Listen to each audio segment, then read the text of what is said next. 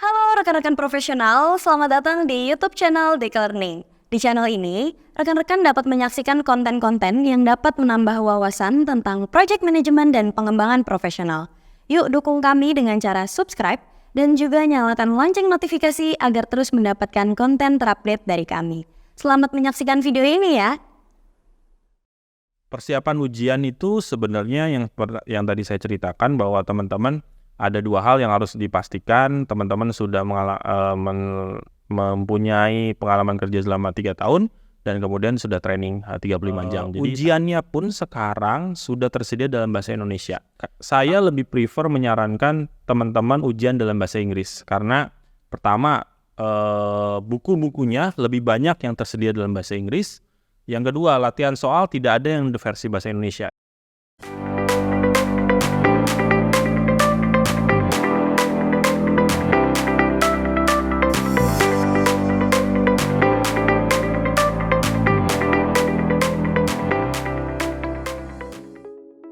Halo rekan-rekan profesional, selamat datang kembali di video dan Talk by Deka Learning Akeladia Group.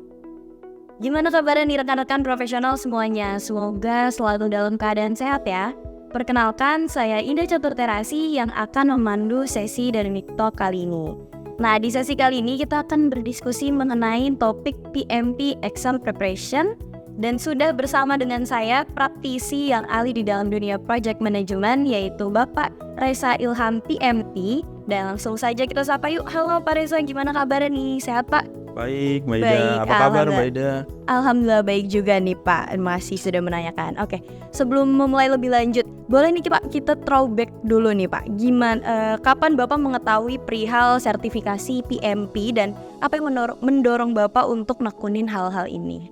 Oke, mungkin kalau bicara histori gitu ya, saya mengenal dunia project management secara detail pada saat saya mengambil S2 di Universitas Indonesia tahun 2016. Pada saat itu dunia project management diajarkan melalui kuliah berdasarkan PM Book yang kita tahu sekarang gitu ya. Mungkin bukan PM Book 7 tapi PM Book 6 zaman itu.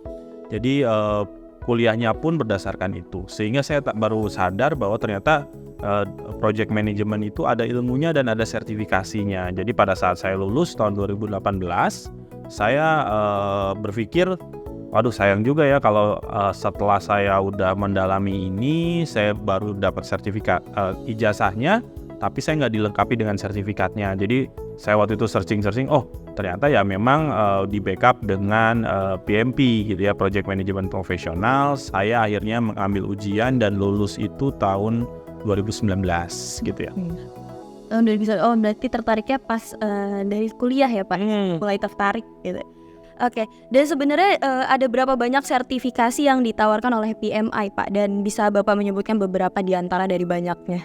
Iya, jadi sangat banyak menurut saya karena PMI itu beberapa kali kan mengakuisisi badan sertifikasi yang lain. Jadi ada sertifikasi terkait Agile dan segala macam, dan PMO yang akhir ini juga diambil alih oleh PMI. Jadi mungkin ada sekitaran 20-30 sertifikat yang bisa dikeluarkan oleh PMI.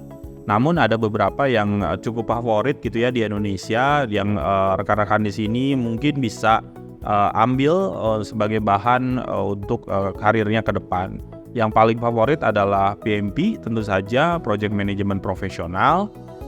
Yang kedua adalah PMI ACP, jadi Agile Certified Practitioner. Kemudian ada namanya PMI RMP atau Risk Management Professional. Kemudian selain itu yang saya lihat cukup membantu buat teman-teman yang mungkin mau mengambil lebih spesifik terhadap bidang-bidang yang lain, misalnya PMI SP atau Scheduling Profesional. Jadi ini lebih ke arah teman-teman seperti gimana mengelola schedule dalam sebuah proyek. Atau yang tadi RMP berarti mengelola resiko dalam sebuah proyek. Beberapa yang lain yang menurut saya cukup bagus untuk teman-teman ambil mungkin yang terkait dengan program or portfolio. Jadi ada PGMP dan PVMP, Program Management Profesional dan Portfolio Management Profesional. Oke, mungkin tadi Bapak sebutkan Bapak lulus ujian PMP pada tahun 2009 ya Pak? 2019, oke. Dan apa mungkin Bapak bisa ngasih saran yang diberikan supaya lulus ujian terus kesempatan lulus di percobaan pertama itu lebih besar Pak? Iya, tadi saya kan lulus tahun 2019, tapi dulu itu saya belum tahu sebenarnya cara lulus yang baik.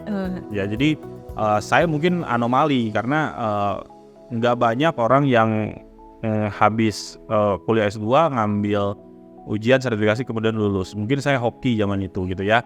Jadi makanya saya nggak menyarankan mengulangi hal yang sama untuk orang-orang yang lain gitu ya. Jalur yang umum yang banyak orang ambil dan saya sarankan sebenarnya yang pertama adalah teman-teman coba kejar atau pastikan bahwa teman-teman ini secara persyaratan itu sudah lulus gitu ya, sudah memenuhi semua persyaratannya. Persyaratan pertama adalah dari segi pengalaman kerja. Jadi apabila asumsi saya rekan-rekan di sini adalah S1 gitu ya, jadi pengalaman kerja dalam bidang project manajemennya adalah 36 bulan. Nah, persyaratan kedua adalah teman-teman sudah mendapatkan training atau formal education sebanyak 35 jam. Nah, apabila teman-teman sudah memastikan bahwa teman-teman sudah mendapatkan dua hal ini, asumsinya teman-teman sudah bisa mengambil ujian. Nah, setelah teman-teman yakin untuk mengambil ujian, beberapa saran saya untuk teman-teman yang mau ngambil ujian. Yang pertama adalah tolong baca kembali buku-buku pendukung dari ujian PMP gitu ya. Training satu hal, tapi training 5 hari itu tidak bisa mengcover semua materi yang ada di ujian. Jadi setelah itu tanggung jawabnya teman-teman untuk kembali lagi mereview buku-buku yang disarankan untuk dibaca untuk persiapan ujian. Yang kedua adalah teman-teman cari latihan-latihan soal terkait PMP. Memang tidak ada soal PMP yang bocor di luar sana gitu, nggak ada teman-teman latihan soal kemudian ada soal yang sama persis muncul.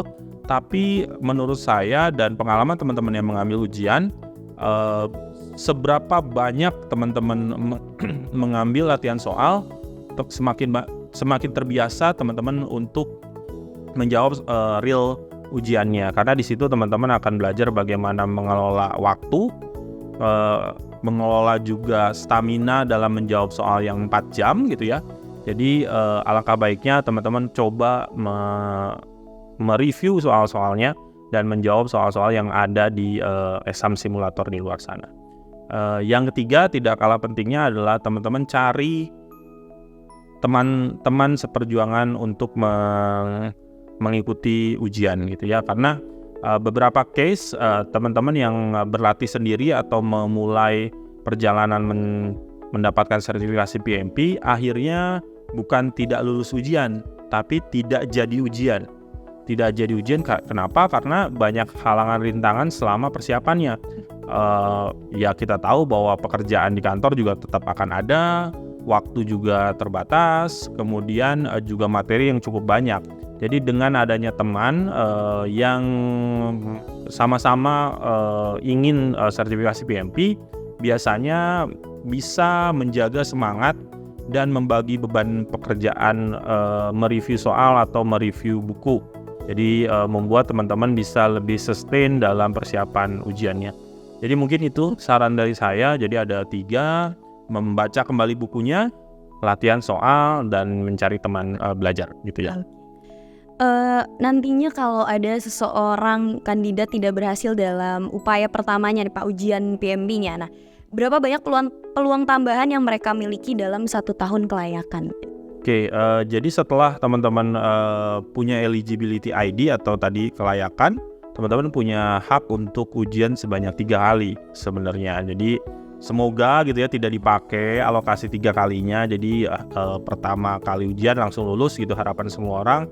Tapi kalau memang ternyata ada kekurangan dan butuh mengambil ujian berikutnya, teman-teman punya 3 kali 3 kali slot untuk ujian gitu ya. Namun setelah kalau 3 kalinya dipakai, teman-teman tidak bisa mengajukan eligibility ID lagi selama 1 tahun. Jadi tolong dimaksimalkan 3 kali itu, jangan sampai habis lah ya. Oke. Gitu. Oke Pak, dalam ujian PMP apa ada semacam topik-topik yang perlu dipelajari lebih lanjut, Pak? Ujian PMP sayangnya materinya cukup banyak, Mbak. Jadi kalau dibilang ada materi yang harus dipelajari, banyak sekali materi yang harus dipelajari. Tapi biasanya bisa dibagi atas 3 hal gitu ya. Yang pertama adalah materi yang hubungannya mengelola project secara prediktif gitu ya. Kemudian yang kedua adalah yang mengelola project secara adaptif. Yang ketiga adalah gabungannya atau hybrid. Jadi sebagai checkpoint gitu ya teman-teman, apabila memang ingin mengetes apakah materi yang sudah dibaca itu sudah sesuai dengan ujian PMP, teman-teman bisa mengecek di ECO, Exam Content Online outline-nya gitu ya. Jadi di situ teman-teman bisa ngelihat sebenarnya apa yang akan ditanyakan, dan itu teman-teman bisa ngecek pemahaman diri sendiri apakah memang yang sudah saya baca atau kuasai sesuai dengan yang akan diujiankan. Oke.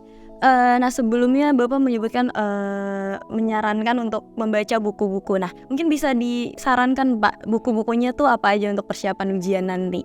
Oke, setidaknya ada 3 ya yang buku yang wajib lah dibaca. Yang pertama adalah PM Book versi terbaru, versi 7 gitu ya. Kemudian ada Agile Practice Guide. Sebenarnya Agile Practice Guide ini adalah dulunya bagian dari PM Book 6 gitu ya. Tapi PM Book 6-nya diperbarui jadi PM Book 7. Agile Practice Guide-nya belum diperbarui. Jadi teman-teman bisa mengcover materi terkait Agile dari Agile Practice Guide. Yang ketiga adalah namanya singkatan yang sering saya pakai adalah PGPG, Process Group Practice Guide gitu ya. Nah ini dulunya adalah materi yang ada di PM Book 6 tapi sudah di rebranding menjadi PGPG. Nah 3 buku ini setidaknya harus teman-teman baca sekali lah minimal. Kalau memang belum menguasai bisa dibaca yang kedua kalinya. Tapi saran saya adalah baca 3-tiganya, kemudian latihan soal. Dari latihan soal ini teman-teman bisa mereview sebenarnya udah memahami dengan real semua yang ada di buku-buku itu atau enggak. Begitu ternyata ada bagian-bagian yang di soal memang belum dikuasai, bisa dibaca kembali bukunya. Oke, ada 3 buku yang disarankan oleh Pak Reza nih. Oke, menarik sekali diskusi kita kali ini Pak Reza. Tapi sebelum kita ke pertanyaan selanjutnya, saya mau mengingatkan kepada rekan-rekan profesional, jangan lupa untuk klik tombol subscribe, like, komen, dan share ke rekan-rekan lainnya, dan nyalakan lonceng notifikasi agar tidak tertinggal video terupdate dari kita. Oke, lanjut lagi nih Pak ke pertanyaan berikutnya. Apa aja tahap persiapan dalam ujian, dan kira-kira plan apa aja yang terkait dengan setiap tahap tersebut? Persiapan ujian itu sebenarnya yang tadi saya ceritakan, bahwa teman-teman ada 2 hal yang harus dipastikan. Teman-teman sudah mempunyai pengalaman kerja selama 3 tahun dan kemudian sudah training 35 jam. Jadi tahapan pertama teman-teman harus training dulu nih. Training di lembaga yang menyediakan training khusus untuk persiapan PMP. Kemudian setelah itu tahapan kedua adalah meng-apply ujiannya untuk mendapatkan eligibility ID. Nah, setelah mendapatkan eligibility ID, teman-teman bisa menjadwalkan ujian.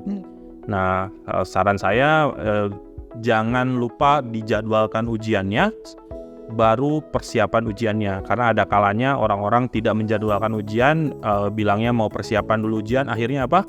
Nggak ujian-ujian karena persiapan terus gitu ya. Jadi saran saya bilangnya udah tembak aja tanggalnya berapa, selama bukan tanggal-tanggal yang spesial bagi teman-teman gitu ya.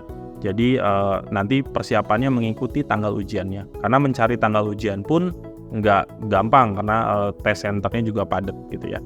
Setelah punya tanggal ujian baru kita preparation gitu ya. Nah preparationnya adalah yang tadi baca buku 3 minimal, latihan soal. Kalau mau nyebut angka ya mungkin 1.000-1.500 soal PMP bisa teman-teman latihan. Setelah dirasa semua materi di cover, teman-teman bisa mengkonfirmasi persiapannya mungkin dengan mentornya atau dengan teman belajarnya. Harapannya pada saat waktu ujian sudah bisa mendapatkan PMP-nya.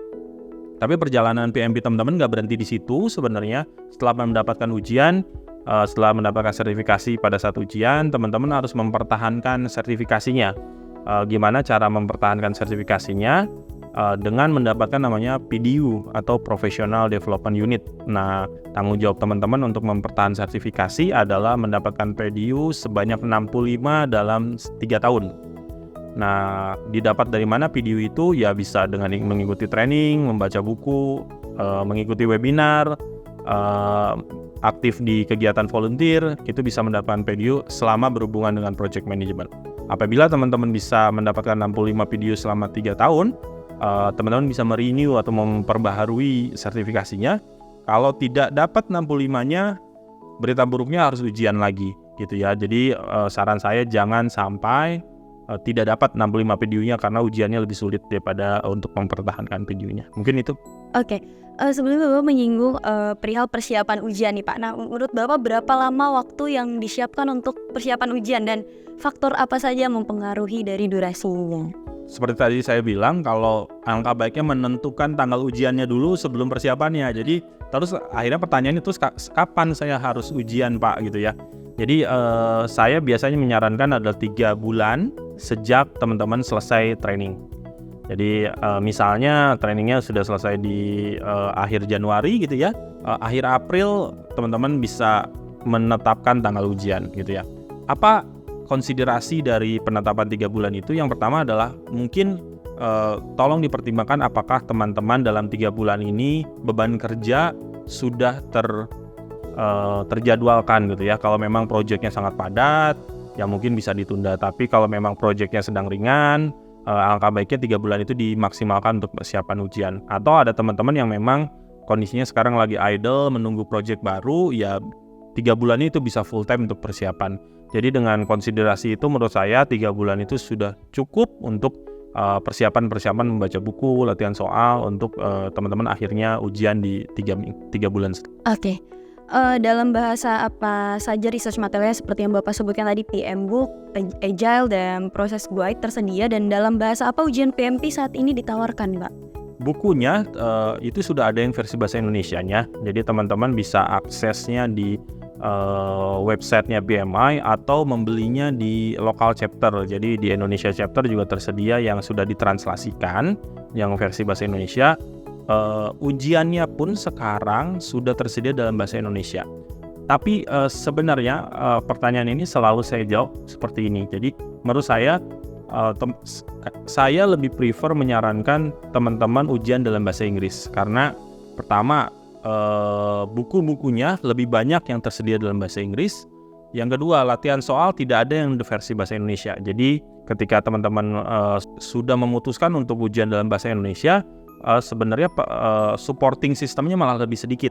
Jadi kalau memungkinkan dan tidak parah banget gitu bahasa Inggrisnya, mendingan bahasa Inggris saja gitu ya.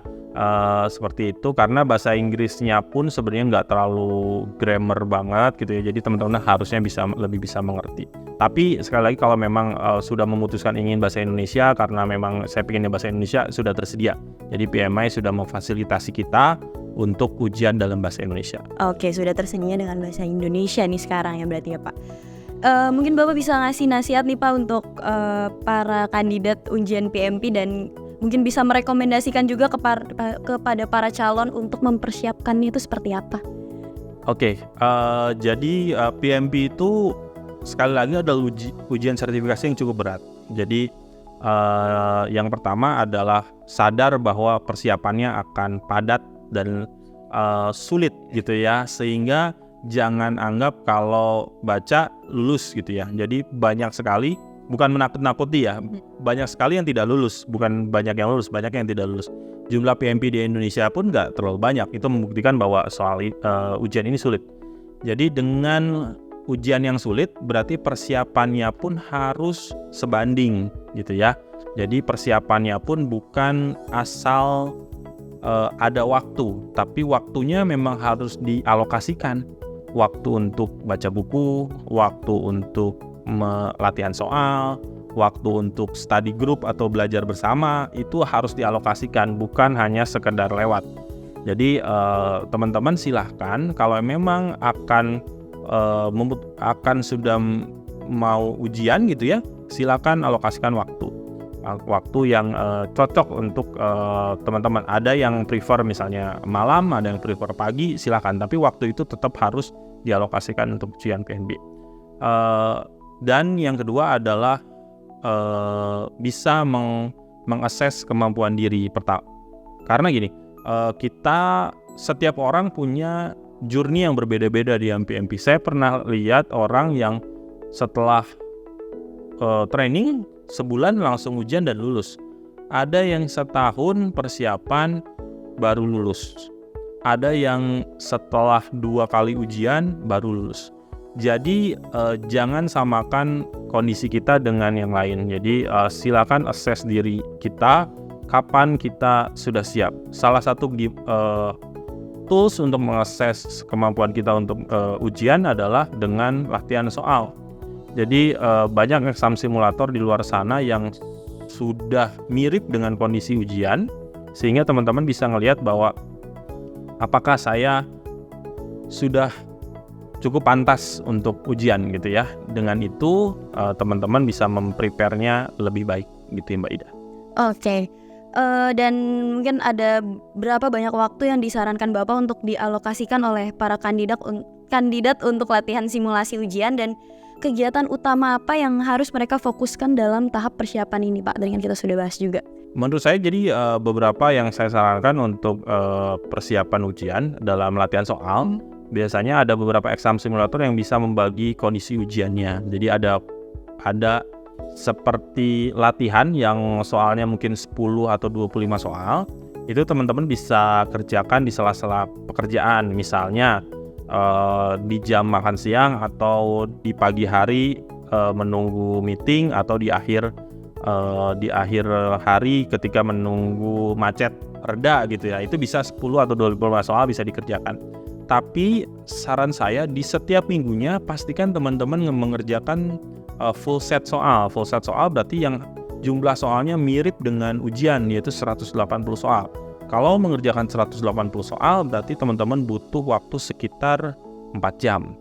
Nah, mengalokasikan waktu 4 jam itu cenderung sulit bagi orang-orang yang sudah bekerja secara full time. Jadi diusahakan di Sabtu atau di Minggu atau di Jumat malam gitu ya, teman-teman mengalokasikan 4 jam ini untuk full ujian. Kenapa?